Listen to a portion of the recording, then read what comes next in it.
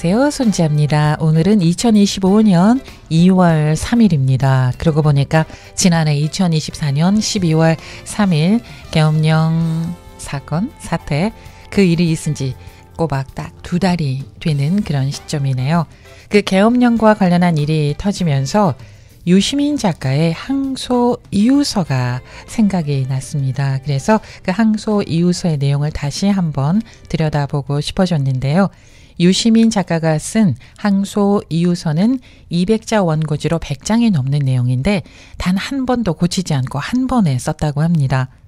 1985년 그 당시에는 복사기가 없어서 교도소 보관용, 법원 제출용, 검찰 제출용 이렇게 3가지가 있어야 되는데 이 3가지를 종이 사이사이에 먹지를 대고 썼다고 해요. 그래서 글을 고쳐서 다시 쓸 수가 없었답니다. 그래서 14시간 동안 감방에서 머릿속으로 썼다 지웠다를 반복하면서 완성했다고 하네요.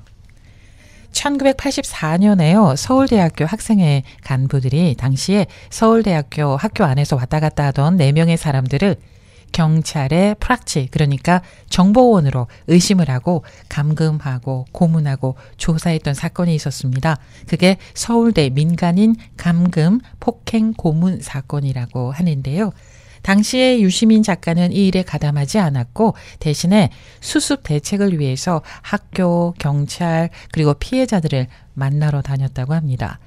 그런데 경찰이 당시 유시민 학생이 이 일을 방조했다라는 이유로 체포를 했고요. 징역 1년 6개월을 선고받았습니다. 이에 대해서 유시민은 재판부에 항소 이유서를 제출했습니다. 이 항소 이유서가 너무나 훌륭해서 당시에 판사들끼리도 돌려 읽었다고 하고요. 유시민 작가가 수감되었던 교도소의 교도관들도 학생들의 데모를 할 만하다 이렇게 인정했다고 하네요. 유시민 작가는 당시에 항소 이유서를 쓰고 항소했고요. 1985년 6월에 2심 선고에서 징역이 1년으로 줄었습니다. 그리고 그 2심 선고 이후에는 생각보다 남은 그 징역이 적었는데요. 그래서 석 달 정도만 더 살고 10월 초에 풀려났다고 합니다. 지난해 2024년 12월 3일 밤 10시 23분 전 세계 한국인들의 가슴을 철렁하게 했던 계엄령이 발령이 됐죠.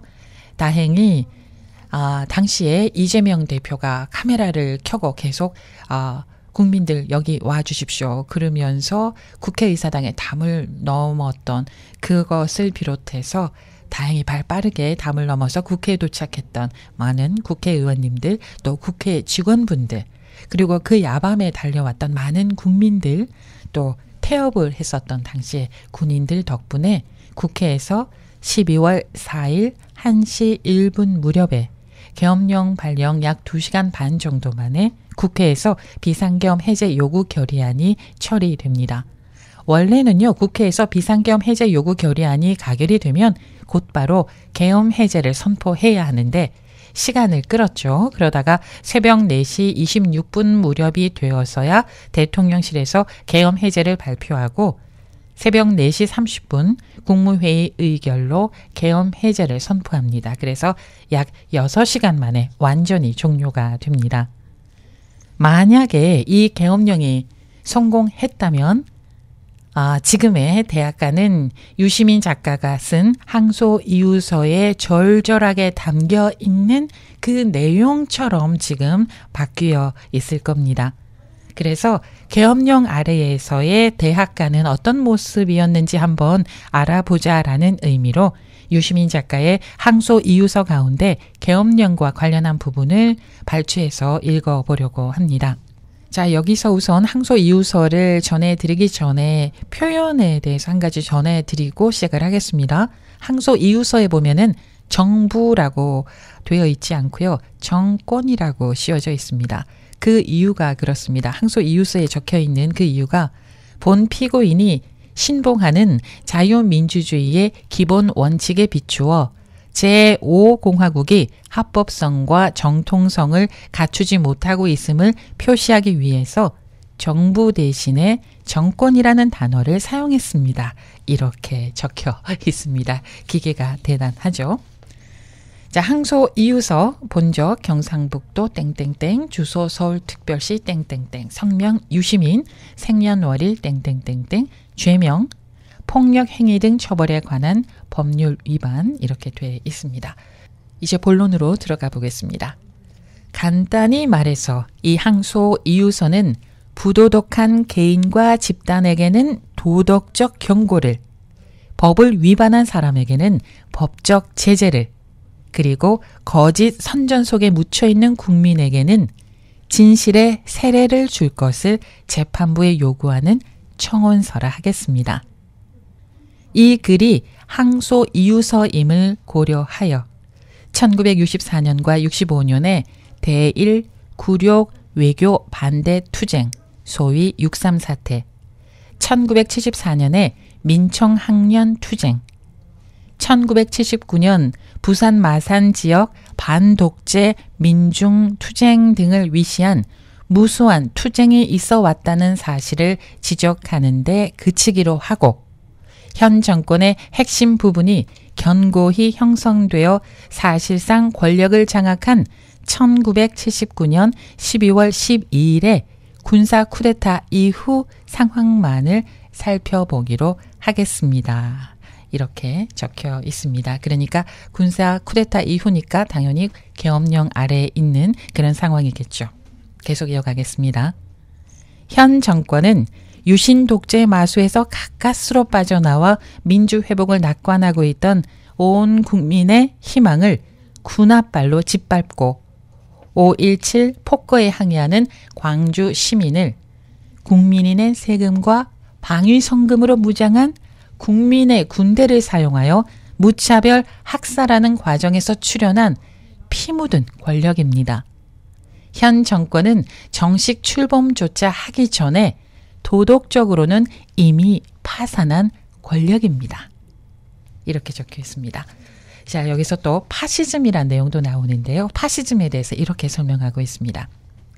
경제 성장, 즉 자본주의 발전을 위하여 비효율적인 각종 민주제도, 삼권 분립, 정당, 노동조합, 자유언론, 자유로운 집회결사 등을 폐기시키려 하는 사상적인 경향을 우리는 파시즘이라 부릅니다. 이렇게 되어 있고요. 나치 독일, 파시스트 이탈리아, 군국주의 일본, 스페인의 프랑코 정권, 합법 정부를 전복시키고 등장했던 칠레, 아르헨티나 등의 군사정권, 하루 저녁에 무너져버린 유신체제 및 지금에야 현저한 붕괴의 조짐을 보이고 있는 필리핀의 마르코스 정권, 이렇게 예를 들었습니다. 계속 이어가겠습니다. 국가는 그것이 국가이기 때문이 아니라 그것만이 구성원 모두에게 서로 방해하지 않고 자유롭게 행복과 자아실현을 추구할 수 있는 조건을 마련해 주기 때문에 존귀합니다. 현 정권은 12.12 군사 쿠데타 이후에 4년 동안 무려 1,300여 명의 학생을 각종 죄목으로 구속하였고 1,400여 명을 제적시키는 한편 최소한 500명 이상을 강제 징집하여 경찰서 유치장에서 바로 병영으로 끌고 갔습니다. 뿐만 아니라 교정 구석구석에 감시 초소를 세우고 사복 형사를 상주시키는 동시에 그것도 모자라 교직원까지 시위 진압대로 동원하는 미증유의 학원 탄압을 자행하였습니다. 그러면서 한 번도 이러한 사실을 시인한 적이 없으며 1982년 기관원임을 자칭한 괴한에게 어린 여학생이 그것도 교정에서 강제 추행을 당하는 기막힌 사건이 일어났을 때조차 최고위 치안당국자는 국회 대정부 질의에 대하여 교내에 경찰을 상주시킨 일이 없다. 유언비어의 진원지를 밝혀내 발본색원하겠다라고 태연하게 답변하였을 정도입니다. 더욱이 야만적이고 부도덕한 학원 탄압은 전국 각 대학에서 목숨을 건 저항을 유발하였고 그 결과 일일이 헤아리기 힘들 정도로 많은 학생들이 생명을 잃거나 중상을 당했습니다. 서울대학교에서만도 고 김태훈, 황정하, 한희철 등 셋이나 되는 젊은 생명이 희생됐습니다. 이와 같은 상황은 83년 12월에 소위 자율화 조치 이후에도 수사기관의 학원 사찰, 교문 앞 검문 검색, 미행과 강제 연행 등으로 인해서 즉 소위 자율화 조치 이후에도 학원과 정권 사이의 적대적인 긴장 상태는 여전히 지속되고 있었던 것입니다. 갖가지 목적으로 학생처럼 위장하고 캠퍼스를 배회하는 수많은 가짜 학생들, 이들 가짜들이 혹은 도서실에서, 법과대학 사무실에서, 강의실에서 버젓이 학생 행세를 하면서 학생 활동에 대한 정보 수집 활동을 하다가 탈로 났을 경우에 법이 무서워서 이를 묵고하는 것이 윤리적으로 올바른 일이겠습니까? 이렇게 적고 있습니다. 제가 쭉 나열을 해드렸는데요. 계엄령 아래에서 학원과가 어떤 모습인지를 엿볼 수가 있습니다. 계속 이어가겠습니다. 법은 자기를 강제할 수 있는 힘을 보유하고 있지만 양심은 그렇지 못합니다. 법은 일시적 상대적인 것이지만 양심은 절대적이고 영원합니다. 법은 인간이 만든 것이지만 양심은 하느님이 주신 것입니다. 그래서 본 피고인은 양심을 따랐습니다. 그것은 법을 지키는 일이 중요하지 않기 때문이 아니라 양심의 명령을 따르는 일이 더 중요했기 때문입니다. 본 피고인뿐만 아니라 모든 학생들이 이 사건에서만이 아니라 그 이전의 어느 사건에서도 그랬습니다.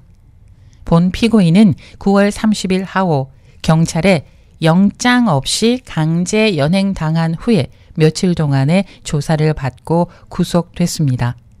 여기서 영장 없이 강제 연행됐다라는 부분도 좀 주목할 부분입니다. 또 이어가겠습니다.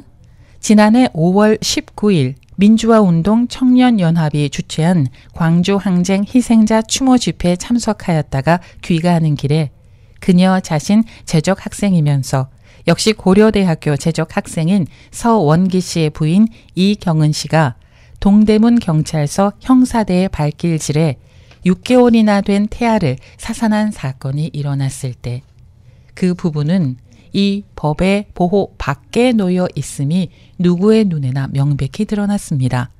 고소장을 접수하고서도 검찰은 수사조차 개시하지 않았기 때문입니다. 본 피고인 역시 여러 차례 수사기관에 연행돼서 조사받는 과정에서 폭행당한 적이 한두 번이 아니지만 이 법의 보호를 요청할 엄두조차 내본 적이 없습니다. 그런데 그 누구에게도 협박 또는 폭행을 가한 일이 없음에도 불구하고 본 피고인은 폭력범으로 유죄를 선고받고 말았습니다. 법정에 신성한 것은 그것이 법정이기 때문이 결코 아니며 그곳에서만은 허위의 아름다운 가면을 갈기갈기 찢어버리고 때로는 추악해 보일지라도 진실의 참모습을 만날 수 있기 때문입니다. 만일 오늘날의 사법부가 하늘이 무너져도 정의를 세우며 또 그 정의가 강자의 지배를 의미하지 않는다면 1심의 재판 과정에서 매장당한 진실이 다시금 생명을 부여받을 수 있어야 한다고 본 피고인은 믿습니다. 지난 5년 동안 현 정권에 반대했다 하여 온갖 죄목으로 투옥되었던 1,500여 명의 양심수들이 한 사람도 빠짐없이 이 신성한 법정에서 정의로운 재판관들에 의해서 유죄 선고를 받았습니다. 야수적인 유신 독재 치하에서도 역시 그만큼 많은 분들이 전대미문의 악법인 긴급조치를 지키지 않았다 하여 옥살이를 하였습니다. 긴급조치 위반 사건의 보도 또한 긴급조치 위반이었으므로 아무도 그 일을 말할 수조차 없었습니다. 변론을 하던 변호사도 그 변론 때문에 구속당했습니다. 지금에 와서 긴급조치가 정의로운 법이었다고 주장하는 사람은 별로 없지만 그리고 그때 투옥되신 분들이 반사회적 불순분자 또는 이적 행위자였다고 말하는 이도 거의 없지만 그분들을 죄수로 만든 법정은 지금도 여전히 신성하다고 하며 그분들을 기소하고 그분들에게 유죄를 선고한 검찰과 법관들 역시 정의 구현을 위해서 일하고 있다고 합니다. 본 피고인은 자신에게 유죄를 선고하는 재판관이 자신의 지위가 흔들리지 않는 한도 내에서만 정의에 관심을 갖는 그런 정도가 아니라 하늘이 무너져도 정의를 세우는 현명한 재판관이기를 간절히 바라고 있는 것입니다. 그리고 진실을 밝히는 일이야말로 정의가 설 토대를 건설하는 일이라고 믿습니다. 이상의 논의에 기초하여 본 피고인은 1심 판결에 승복할 수 없는 이유를 간단히 언급하고자 합니다.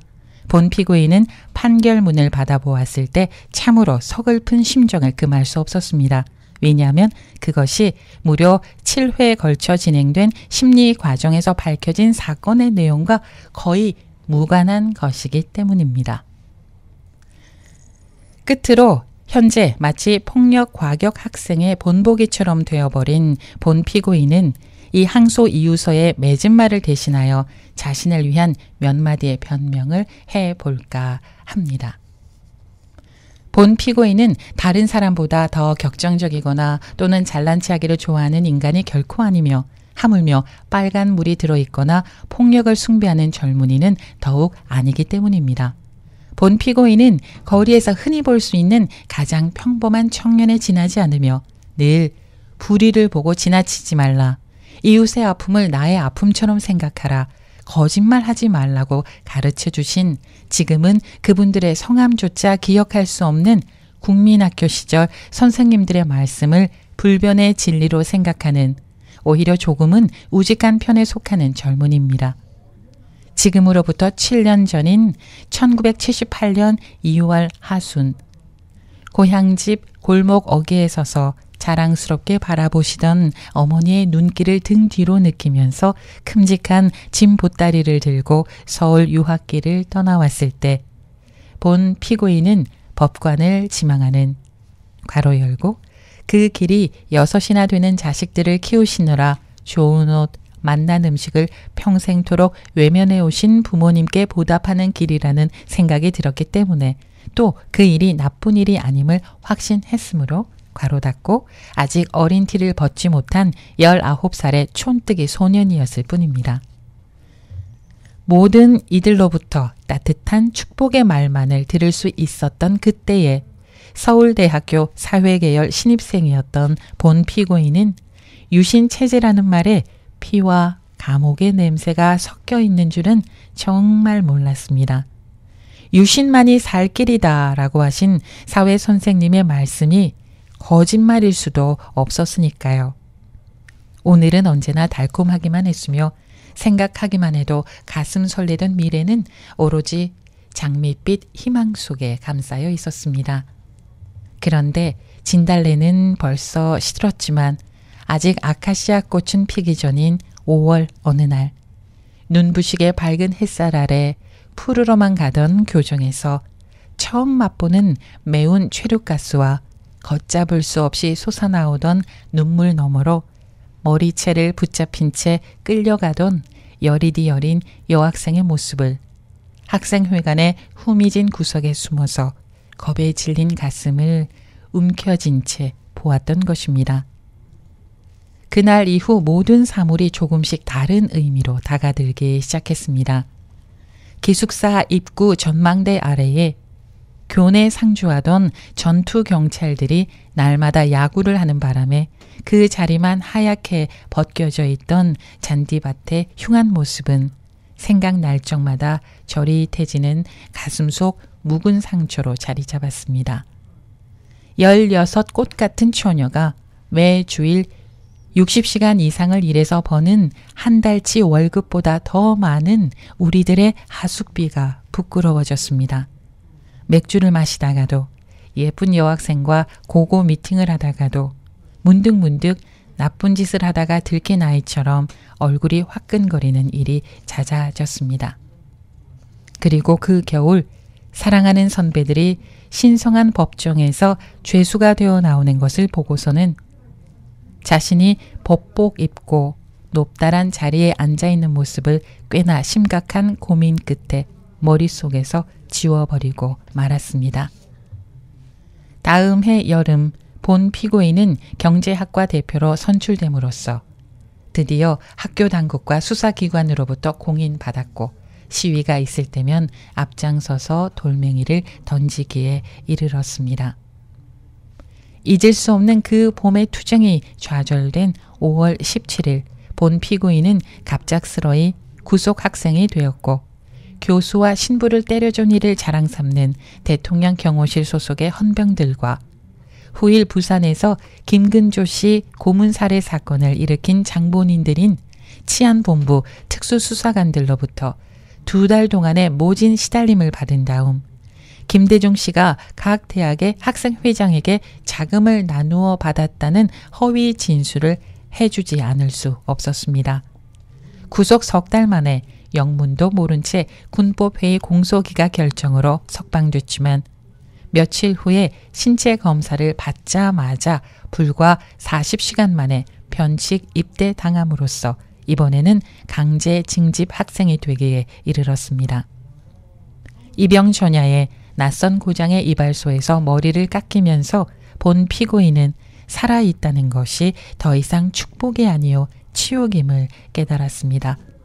그날 이후 제대하던 날까지 32개월 하루 동안 본 피고인은 특변자, 특수학적 변동자라는 새로운 이름을 갖게 되었으며 늘 감시의 대상으로서 최전방 말단 소총 중대의 소총수를 제외한 일체 보직으로부터 차단당하지 않으면 안 되었습니다. 그리고 영하 20도의 혹한과 비정하게 산허리를 갈라지른 철책과 밤하늘의 별만을 벗삼는 생활이 채 익숙해지기도 전인 그해 저물녘 당시 2등병이던 본 피고인은 대학 시절 벗들이 관계한 유인물 사건에 연루돼 1개월 동안 서울 보안사 분실과 지역 보안 부대를 전전하면서 대학 생활 전반에 대한 상세한 재조사를 받은 끝에 자신의 사상이 좌경되었다는 마음에도 없는 반성문을 쓴 다음에야 부대로 복귀할 수 있었으며 동시에 다른 연대로 전출됐습니다. 본 피고인은 민족 분단의 비극의 현장인 중동부 전선의 최전선에서 그것도 최말단 소총 중대라는 우리 군대의 기간 부대에서 3년을 보낼 수 있었음을 크나큰 행운으로 여기며 남에게 뒤지지 않는 훌륭한 병사였음을 자부합니다. 그런데 제대 불과 2달 앞둔 1983년 3월 또 하나의 시련이 기다리고 있었습니다. 지난해 세상을 놀라게 한 녹화 사업 또는 관제 프락치 공작이 바로 그것입니다.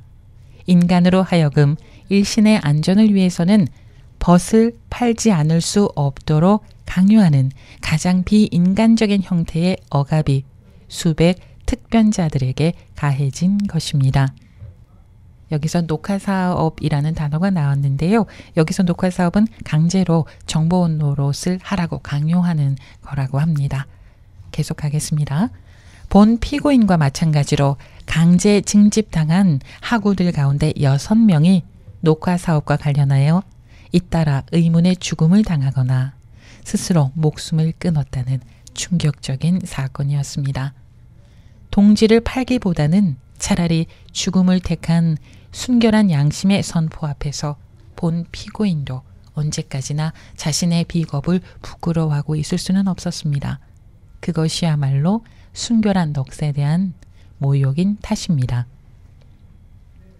그래서 1983년 12월에 재적학생 복교 조치를 계기로 본 피고인은 벗들과 함께 재적학생 복교 추진위원회를 결성하여 강제 징집과 녹화 사업의 폐지를 위해서 그리고 진정한 학원의 민주화를 요구하며 복교하지 않은 채 투쟁하였습니다. 본 피고인은 지금도 자신의 손이 결코 폭력에 사용된 적이 없으며 자신이 변함없이 온화한 성격의 소유자임을 의심치 않습니다. 그러므로 늙으신 어머니께서 아들의 고난을 슬퍼하며 을씨년스러운 법정 한 귀퉁이에서 기다란 구치소의 담장 아래서 눈물 짓고 계신다는 단 하나 가슴 아픈 일을 제외하면 몸은 0.7평의 독방에 갇혀 있지만 본 피고인의 마음은 늘 평화롭고 행복합니다. 빛나는 미래를 생각할 때마다 가슴 설레던 19살의 소년이 7년이 지난 지금 용서받을 수 없는 폭력배처럼 비난받게 된 것은 결코 온순한 소년이 포악한 청년으로 성장했기 때문이 아니라 이 시대가 가장 온순한 인간들 중에서 가장 열렬한 투사를 만들어내는 부정한 시대이기 때문입니다. 본 피고인이 지난 7년 동안 거쳐온 삶의 여정은 결코 특수한 예외가 아니라 이 시대의 모든 학생들이 공유하는 보편적 경험입니다. 본 피고인은 이 시대의 모든 양심과 함께하는 민주주의에 대한 믿음에 비추어 정통성도 효율성도 갖지 못한 군사 독재 정권에 저항하여 민주제도의 회복을 요구하는 학생운동이야말로 가위 눌린 민중의 혼을 흔들어 깨우는 새벽 종소리임을 확신하는 바입니다. 오늘은 군사 독재에 맞서 용감하게 투쟁한 위대한 광주 민중항쟁의 횃불이 마지막으로 타올랐던 날이며 버시오 동지인 고 김태훈 열사가 아크로폴리스의 잿빛 계단을 순결한 피로 적신 채 꽃잎처럼 떨어져간 바로 그날이며 번뇌에 허덕이는 인간을 구원하기 위해 부처님께서 세상에 오신 날입니다. 이 성스러운 날에 인간 해방을 위한 투쟁에 몸바치고 가신 숱한 넋들을 기리면서 작은아마 정성 들여 적은 이 글이 감추어진 진실을 드러내는데 조금이라도 보탬이 될 것을 기원해 봅니다. 모순 투성이이기 때문에 더욱더 내 나라를 사랑하는 본 피고인은 불의가 횡행하는 시대라면 언제 어디서나 타당한 격언인 네크라소프의 식구로 이 보잘것없는 독백을 마치고자 합니다.